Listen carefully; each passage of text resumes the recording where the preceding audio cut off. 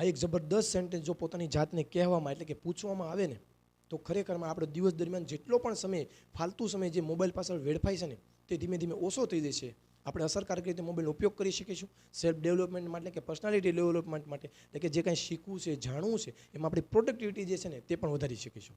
કરવાનું માત્ર એટલું જ છે કે આ સેન્ટેન્સ પોતાની જાતને દિવસ દરમિયાન જેટલી પણ વખત આપણે મોબાઈલનો યુઝ કરીએ છીએ ને એટલી વખત યુઝ કર્યા પછી પોતાની જાતને પ્રામાણિકપૂર્વક ખરા હૃદયથી પૂછવાનું છે.